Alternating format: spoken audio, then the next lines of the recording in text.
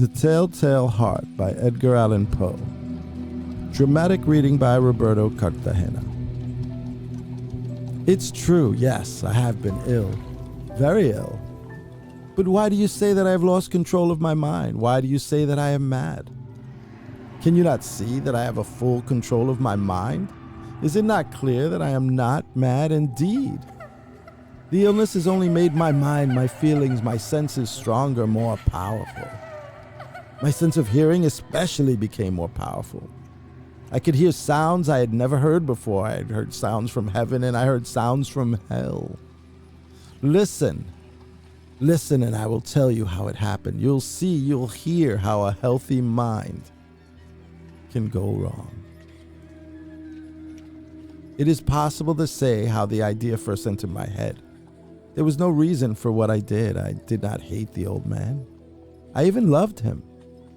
He had never hurt me. I did not want his money. I think it was his eye. His eye was like the eye of a vulture. The eye of one of those terrible birds that watch and wait while an animal dies and then fall upon the dead body and pull it to pieces to eat it. When the old man looked at me with his vulture eye, a cold feeling went up and down my back. Even my blood became cold. And so I finally decided I had to kill the old man and close that eye forever. So you think that I am mad? A madman cannot plan. But you should have seen me. During all of that week, I was as friendly to the old man as I could be, and warm and loving.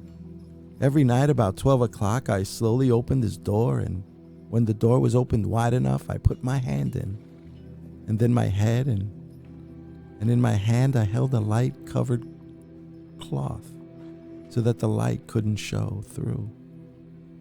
And I stood there quietly, and carefully I lifted the cloth just a little so that a single thin, small little fell across the eye. For 7 nights I did this, 7 long nights. Every night at midnight, always the eye was closed, so it was impossible for me to do the work. For you see, it was not the old man I felt I had to kill. It was the eye, his evil eye. And every morning, I went to his room, and with a warm, friendly voice, I had asked him how he had slept. He could not guess that every night, just at 12, I looked at him as he slept. The 8th night, I was more than usually careful as I opened the door. The hands of a clock moved more quickly than did my hand. Never before had I felt so strongly my own power. I was now sure of success. The old man was lying there, not dreaming that I was at his door. Suddenly, he moved in his bed. You may think I became afraid, but no. The darkness in his room was thick and black. I knew he could not see the opening of the door. I continued to push the door slowly, softly. I put in my head. I put in my hand. And with the covered light, suddenly, the old man sat straight up in his bed and he cried, "Who's there?" I stood quite still. For a whole hour, I did not move. Nor did I hear him again lie down in his bed. He just sat there, listening. Then I heard a sound, a low cry of fear, which escaped from the old man. Now I knew he was sitting up in his bed, filled with fear. I knew that he knew that I was there. He did not see me there. He could not hear me there.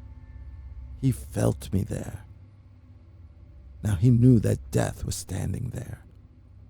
Slowly, little by little, I lifted the cloth until a small light escaped from it to fall upon that vulture eye. It was open, wide open, and my anger increased as it looked straight at me. I could not see the old man's face, only that eye, that hard, blue eye, and the blood in my body became like ice. Have I not told you that my hearing had become unusually strong? Now I could hear a quick, low, soft sound like the sound of a clock heard through a wall.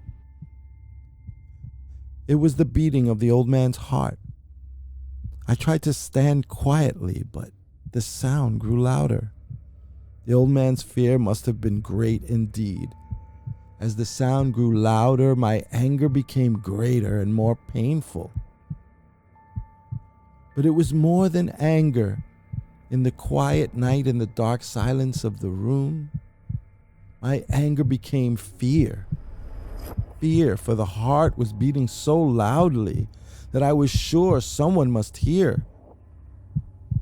I rushed into the room crying, "Die! Die!" The old man gave a loud cry of fear as I fell upon him and the bed covers tightly over his head. Still, his heart was beating.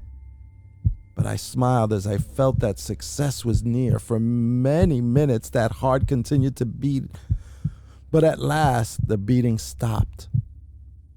The old man was dead.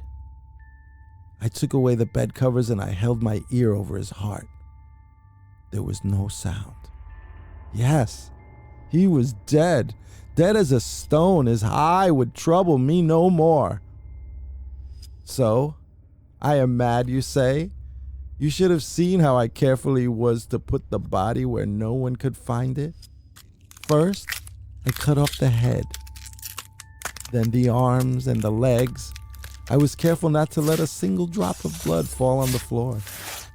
I pulled up 3 of the boards that formed the floor and put the pieces of the body there. Then I put the boards down again carefully, so carefully that no human eye could see that they had been moved. As I finished this work, I heard that someone was at the door. It was now 4 o'clock in the morning, but still dark. I had no fear, however, as I went down to open the door. 3 men were at the door, 3 officers, policemen. One of the neighbors had heard the old man's cry and had called the police. These 3 had come to ask questions and to search the house. I asked the policeman to come in. The cry, I said, was my own, in a dream. The old man, I said, was away. He had gone to visit a friend in the country. I took them through the whole house, telling them to search it all. Search well. I led them finally into the old man's bedroom. As if playing a game with them, I asked them to sit down and talk for a while. My easy, quiet manner made the policemen believe my story. So they sat talking with me in a friendly way. But although I answered them in the same way, I soon wished that they would go. My head hurt, and there was a strange sound in my ears. I talked more, and faster, and the sound became clearer. And still they sat and they talked. Suddenly, I knew that the sound was not in my ears. It was just inside my head. At that moment, I must have been quite white. I talked still faster and louder, and the sound too became louder. It was a quick, low, soft sound like the sound of a clock heard through a wall. A sound I knew well. Louder it became, and louder. Why did the men not go? Louder, louder. I stood up and walked quickly around the room. I pushed my chair across the floor to make more noise, to cover the terrible sound. I talked even louder, and still the men sat and talked and smiled. Was it possible that they could not hear? No, they heard. I was certain of it. They knew. Now it was they who was playing a game with me. I was suffering more than I could bear from their smiles and from that sound.